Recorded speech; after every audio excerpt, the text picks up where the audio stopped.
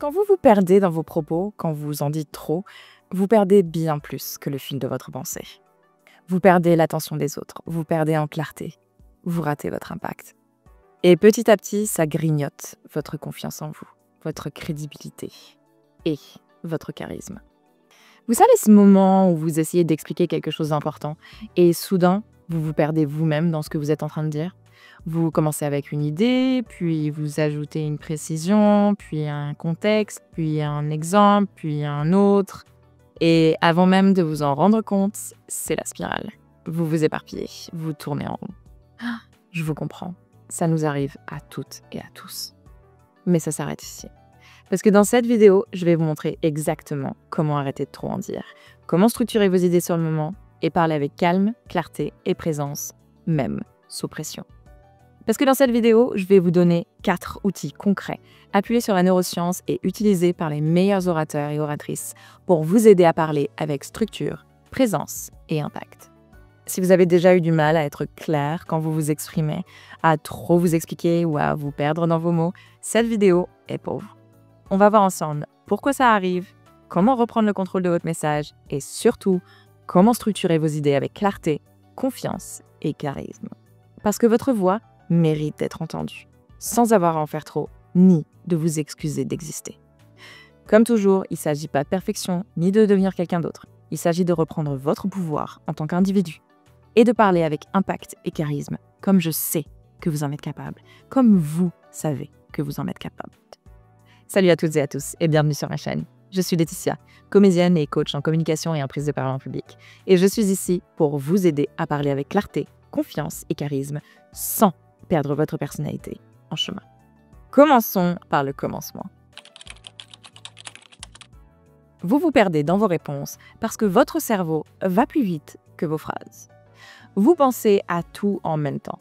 Le contexte, les objections, les détails, les enjeux émotionnels, et votre bouche essaye juste de suivre le flot d'informations que votre cerveau lui envoie.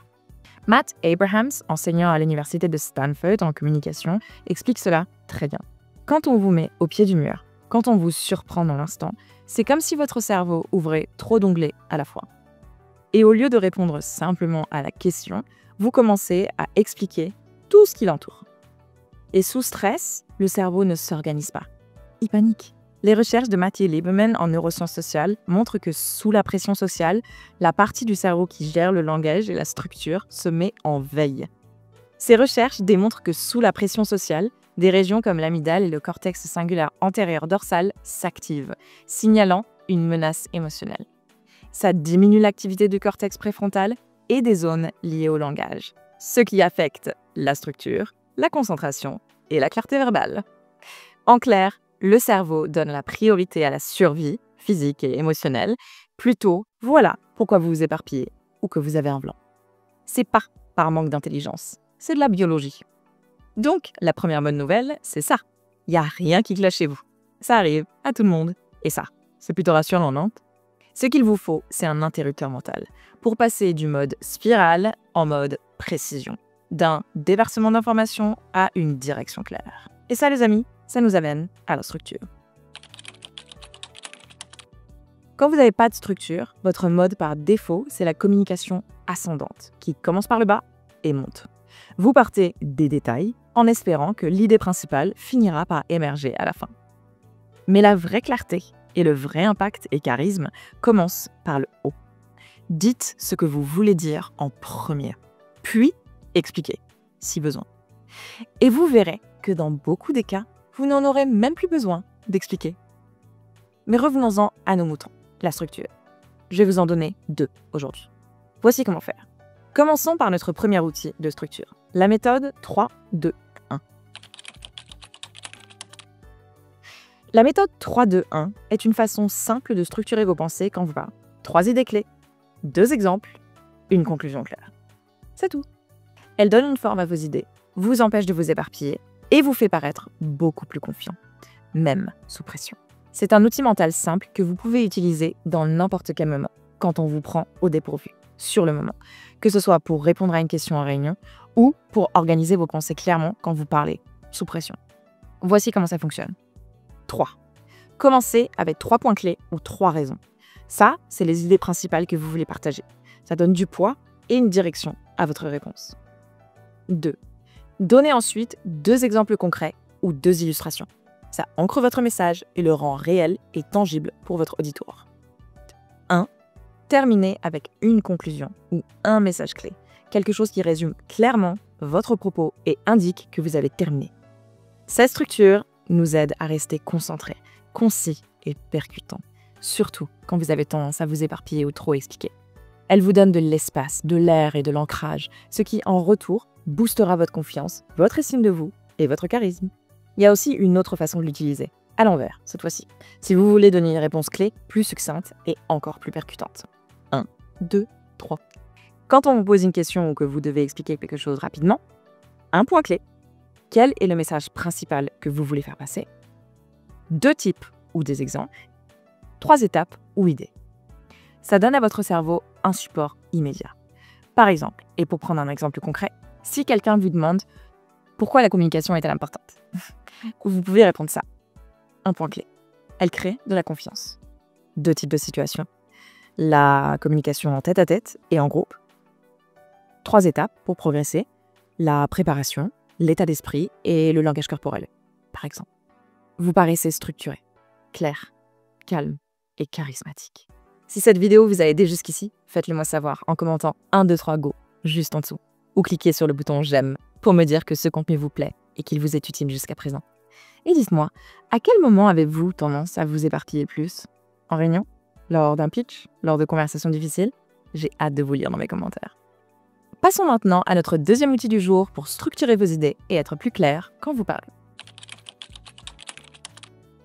Outil numéro 2. PARA. Point, action, résultat, appel. C'est une méthode brillante, en réunion, en table ronde ou dans les discussions spontanées. Vous faites un point, vous expliquez quelle action vous avez prise par rapport à ce point, vous partagez le résultat, puis vous posez une question pour inclure les autres. Simple, mais diablement efficace. Point, action, résultat, appel. PARA. Par exemple, si quelqu'un vous pose la question « Comment gardez-vous votre énergie tout au long de la semaine ?» Vous pouvez dire « Le repos est l'un des outils de performance les plus sous-estimés. » Point. C'est pourquoi je prends désormais de vrais week-ends de repos. Action. Depuis que je fais ça, j'ai remarqué que ma productivité et mon bien-être sont nettement améliorés. Résultat. Et vous, comment gérez-vous vos temps de récupération? Appel. Voilà comment vous paraissez concis, intelligent et authentique. Vous avez répondu à la question en profondeur, avec impact, et sans vous éparpiller. Elle est pas belle la vie? Le bavardage et l'éparpillement, c'est pas seulement une question d'information. C'est aussi, qu'on le veuille ou non et qu'on veuille se l'avouer ou non, une question d'insécurité. Quand on parle et qu'on se sent incertain ou incertaine de notre message, de notre légitimité ou même de notre droit à prendre la parole tout simplement, on a tendance à surcompenser.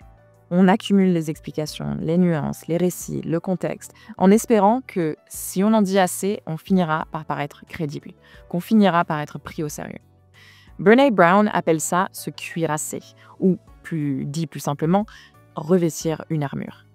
C'est ce qu'on fait tous et toutes quand on se sent exposé, vulnérable et en danger, qu'il soit physique, émotionnel ou social. Au lieu de rester dans la clarté et la vérité, on construit un mur de mots, dans ce cas-là, pour se protéger. On essaye d'avoir l'air intelligent, fluide, impressionnant, mais au fond, on essaye juste de ne pas montrer qu'on doute un tout petit peu de nous et qu'on essaye tout simplement de ne pas être blessé. Et ironiquement, cette armure, ce mur de mots, devient exactement ce qui nous coupe des autres. Parce que le paradoxe, il est là. Plus on parle depuis cet endroit de doute intérieur, moins nos mots ont de force et moins on paraît sûr de nous ou encore charismatique. Connie Deacon, qui comme moi accompagne les dirigeants de haut niveau sur leur influence et leur présence, le dit très clairement. Soyez clair, pas brillant. C'est pas une question de paraître intelligent, c'est une question d'être compris. C'est pas une question d'impressionner, c'est une question de connexion, de vous connecter tel que vous êtes et d'accepter ça comme ça. De vous accepter comme vous êtes. Plus de mots ne veut pas dire plus de valeur, ça veut dire plus de bruit. Et ce bruit, il étouffe votre message. Pire encore, il peut vous faire paraître encore moins sûr de vous et moins crédible et moins charismatique. Alors voici le changement que je vous propose de faire. Dites l'essentiel en premier, puis faites une pause. Pensez à votre message comme un gros coup sur une grosse cloche. Vous savez, les grosses cloches d'église ou de cathédrale. On ne frappe pas une cloche encore et encore en espérant qu'elle sonne plus fort. On la frappe une fois, nettement, avec assurance. Et on laisse le son se propager.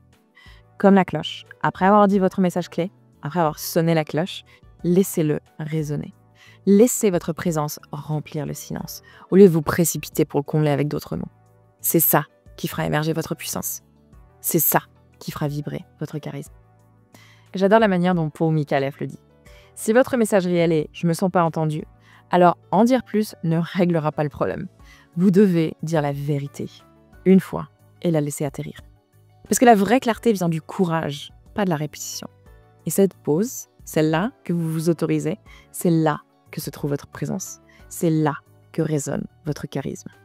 Si ça vous aide d'une manière ou d'une autre, cliquez sur le bouton j'aime si ce n'est pas encore fait et abonnez-vous dès maintenant pour plus de conseils en communication et en prise de parole en public. Et si vous êtes arrivé jusqu'ici, faites-le moi savoir en commentant cet emoji. La dernière et certainement pas la moindre raison pour laquelle on se perd dans ces mots, c'est parce qu'on ne sait pas à quelle question on est en train de répondre. Ou bien encore, qu'on répond à la mauvaise question. Charles Duhigg, auteur de Super Communicateur, l'explique magnifiquement bien à travers ce qu'il appelle le principe d'alignement. Chaque conversation fonctionne à l'un de ces 3 niveaux. Et si on ne reconnaît pas à quel niveau on se trouve, c'est là que les malentendus s'installent. Voici les 3 niveaux de conversation dont il parle dans son livre. 1. Le niveau pratique. Qu'est-ce qu'on fait? Quelle est la prochaine étape? Quel est le plan d'action? 2. Le niveau émotionnel. Comment est-ce que je me sens? Est-ce que je me sens en sécurité? Est-ce que je me sens respectée, dépassée, blessée? 3. Le niveau identitaire. Qui est-ce que je suis en ce moment? Est-ce que je suis vue telle que je veux être vue? Est-ce que je compte? Est-ce que j'ai ma place? Et voici l'erreur que la plupart d'entre nous faisons. Surtout quand on est stressé, quand on veut résoudre un problème ou qu'on essaye d'aider. On répond au mauvais niveau. Quelqu'un dit quelque chose d'émotionnel, genre « j'en ai marre qu'on m'écoute jamais en réunion ». Et nous, on répond avec une solution pratique. Et la prochaine fois, tu devrais peut-être essayer de répondre un peu plus tôt dans la conversation. La personne cherche à être vue, entendue ou comprise. Et nous, on offre une solution pratique, au lieu de répondre par de l'empathie ou de la bienveillance. Ce décalage crée une déconnexion dans la conversation. C'est comme si 2 personnes parlaient 2 langues différentes. Et quand on sent cette déconnexion, qu'est-ce qu'on fait? On essaye de combler le vide. On commence à trop expliquer, à trop se justifier, à parler encore et encore, dans l'espoir d'être compris. Mais en réalité, on empire la situation. Parce que les mots ne portent pas quand les niveaux de conversation ne sont pas alignés. Alors voici le changement que vous pouvez opérer ici. Avant de parler, posez-vous la question. À quel niveau se joue cette conversation? Si c'est émotionnel, répondez avec du ressenti. Si c'est identitaire, répondez avec du respect et de la reconnaissance. Et si c'est pratique, restez simple et clair. Quand on rencontre quelqu'un au bon niveau, la conversation devient fluide. On n'a plus besoin de se justifier ou d'en faire trop. Parce que là, on parle la même langue. On est sur la même longueur d'onde. Quand on aligne notre réponse au type de conversation, on n'a pas besoin d'en dire plus. On a juste besoin de dire ce qui compte. Pour soi et pour la personne en face. Alors voici l'outil, ici. La prochaine fois que vous sentez que vous risquez de vous éparpiller ou de trop en dire, demandez-vous, ou bien demandez à l'autre personne d'ailleurs. Tu veux être aidé, entendu ou réconforté? Vous serez étonné de voir à quel point ça crée immédiatement de la clarté et de la connexion.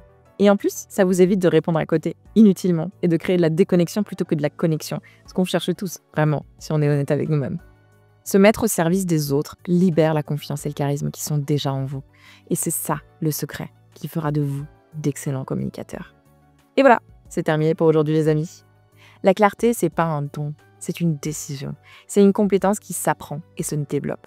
Le pouvoir d'être entendu ne vient pas de l'extérieur. Il vient pas du fait de parler plus fort ou de dire plus. Il vient du fait de savoir ce qui compte et d'avoir le courage de le dire clairement, avec confiance, sans s'excuser. Avant de partir, n'oubliez pas de vous abonner si cette vidéo vous a aidé, même un tout petit peu aujourd'hui. Et si vous voulez continuer votre chemin de communication avec moi, pas à pas, avec mes vidéos hebdomadaires. Et si vous êtes lancé et que vous avez envie de continuer à apprendre, regardez la vidéo qui s'affiche maintenant à l'écran. On se retrouve dans la prochaine vidéo les amis. Mais d'ici là, suivez votre passion et surtout, exprimez-vous. Prenez soin de vous. Ciao, ciao.